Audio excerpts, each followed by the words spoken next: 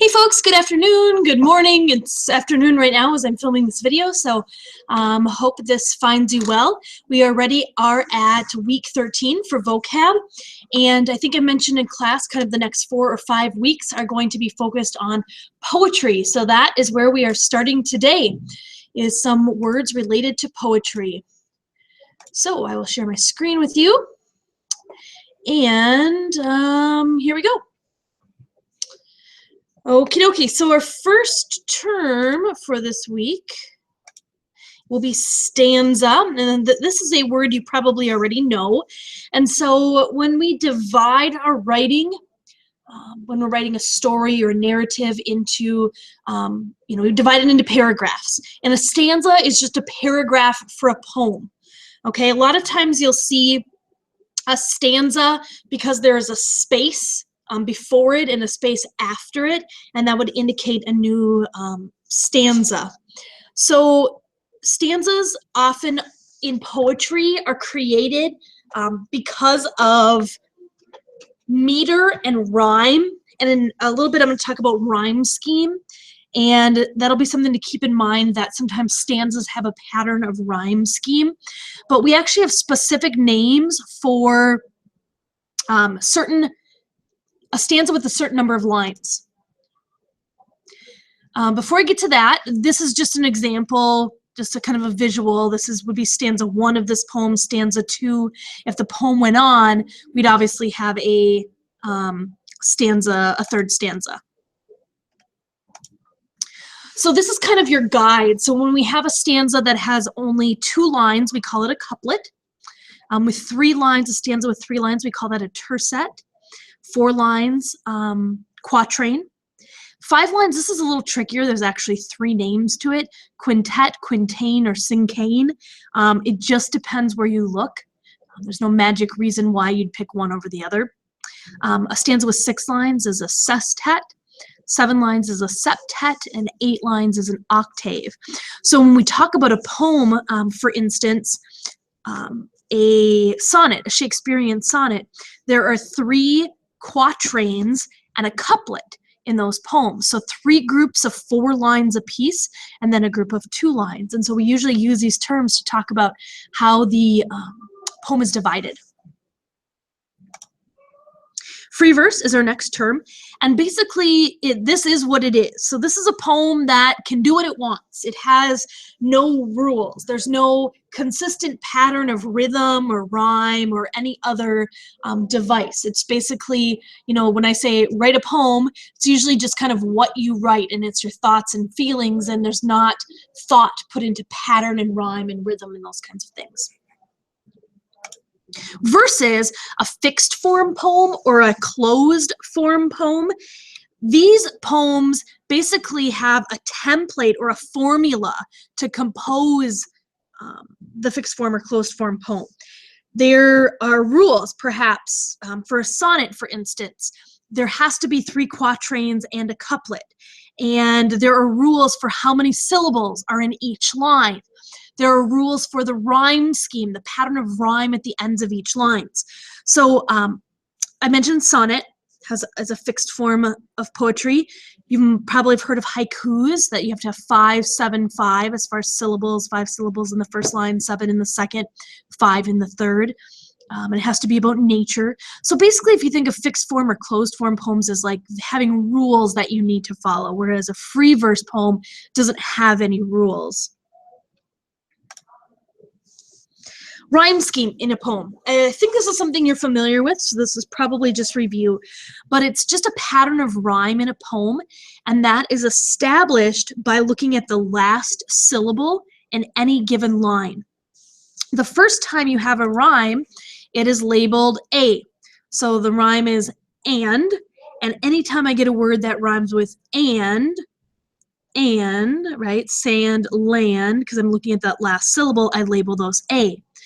The next time I hit a word that does not rhyme, I label it B. So we would say the rhyme scheme for this little verse would be A, B, C, D, C, D, okay, because it indicates that line C, that our last syllable rhymes with our last syllable of any other line labeled C. Now, you can have various patterns of rhyme. Sometimes when you look at the rhyme scheme of a poem, there's not a pattern of rhyme, but often if you're looking for it, it's because there is a pattern of rhyme. So this one's a common one. Another one you might see is one like this, where you have two in a row. Twinkle, twinkle, little star, how I wonder what you are. Up above the world so high, like a diamond in the sky. And again, these letters at the end indicate the lines that rhyme. A narrative poem, again, this kind of, it says what it is, but it is a poem that tells a story, either about one event or a series of events, in poem form versus in prose form.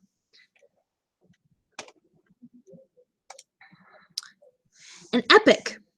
So an epic is a type of narrative poem. So it's a little bit more specific. Think of narrative, if you will, as one of our umbrella terms. An epic is a type of narrative poem, and it's on a serious subject, and it's usually presented in sort of a formal writing style, and it often is about the adventures of some sort of a great hero.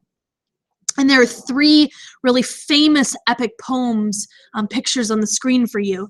So this one here is Beowulf, if you've ever heard of that epic. This one is a picture from Epic of Gilgamesh, is another one, and the Iliad and the Odyssey, you might have heard about those, and they all detail the adventures of a great hero, and all of those would be considered epics. There's also something called a mock epic or a mock heroic, and this is when a poem either satirizes or it parodies a typical epic. So, for instance, instead of a hero being the main character in an epic, the mock epic might put a fool into the role of the hero. Or a mock epic might exaggerate the qualities of a hero so that they become really absurd, and you're going, nobody would have all of those characteristics.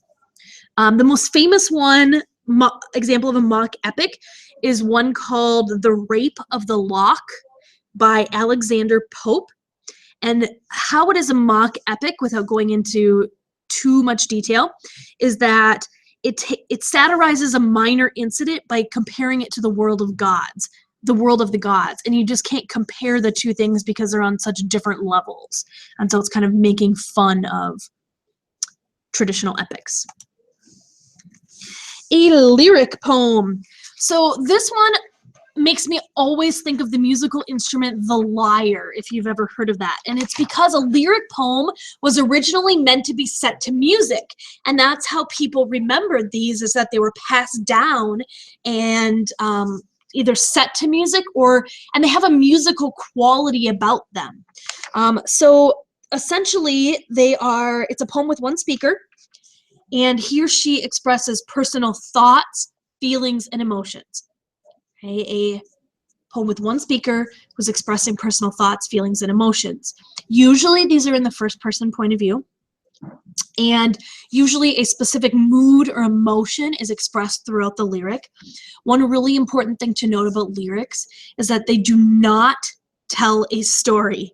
They do not tell a story. The focus is on the emotion of the poem and the feelings of the speaker, not telling a story about that emotion. A ballad, on the other hand, is a poem that is meant to tell a story, often a story of romance or a story of adventure. Ballads typically focus on one incident. Often that incident is tragic. There's a form to ballads, so there's some sort of a fixed form, going back to that term. Typically, they consist of 4-line stanzas, and there's regular meter and rhyme, including a rhyme scheme, although there doesn't have to be a rhyme scheme. So usually composed of quatrains, and I have just a little bit of a visual example here. So these are just 2 stanzas from kind of a well-known ballad.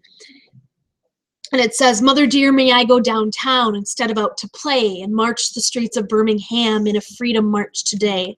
So again, look at your pattern of rhyme, and we have two quatrains here. "No, baby, no, you may not go, for the dogs are fierce and wild, and clubs and hoses, guns and jails aren't good for a little child." And again, it goes on and tells a story about Birmingham and the March on Birmingham. A refrain. Most of you know this because it's a music term, but it's a term we also use in poetry. So this is a term for a phrase or a verse occurring at regular intervals in a song or in a poem. So think about how, you know, when you are jamming in your car and you're singing along, right? I always think about firework, right? Firework. The part that everybody sings to because they know, that is your refrain. And usually you have a verse in between, right? That's talks some specifics, and then it keeps going back to that refrain. And that's the part that everybody knows and everybody sings along to. That same idea occurs in poetry, or can occur in poetry. Our last two terms kind of go together, basically because they're kind of opposite of each other, if you will. So an end-stopped line is a feature in poetry where the phrase or the sentence, it corresponds in length to the line. And that's typically signaled by a period or a semicolon, for instance. So I created a really simple example that I'm going to use for this term and for the next term. So let's say we wrote a poem or found this poem. I found a fox, he lived in a box, he was wearing socks. So these are all called end-stopped lines because the thought stops at the end of each line, and here that's indicated by a period, right? When we see a period in writing, we know that there's a pause there, and so we read it, "I found a fox, he lived in a box, he was wearing socks."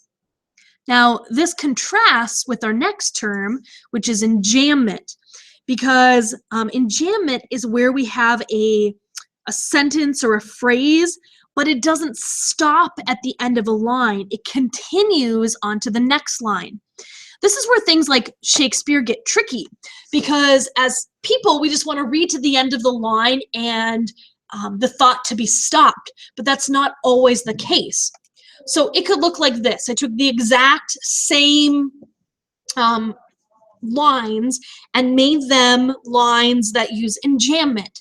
So I found a fox, he lived in a box, he was wearing socks. So again, the thought continues. You don't read this, I found a fox, he lived in a box, he was wearing socks. It sounds odd. We can talk about some reasons why you might do this. Sometimes it's for effect. Sometimes it wants to emphasize, the poem is meant to emphasize certain words. The way he acted, like found, lived, wearing, are all verbs, for instance. The reason I wrote this one twice is because you notice up here that a and in and socks are capitalized, even though they're in the middle of a thought, and here they're not. It does not matter in a poem which is which. It's still, even if this is capitalized, the idea is you still read all the way to the punctuation mark, whether or not a word in the middle is capitalized. Sometimes this happens just because, you know, it looks nicer when you're looking down versus some capital and some not. But both of these are examples of enjambment where the thought continues onto the next line and it doesn't stop at the end. That is it. It was a pretty quick week, I think, of vocab. So as always, bring questions to class, and I'll see you very soon.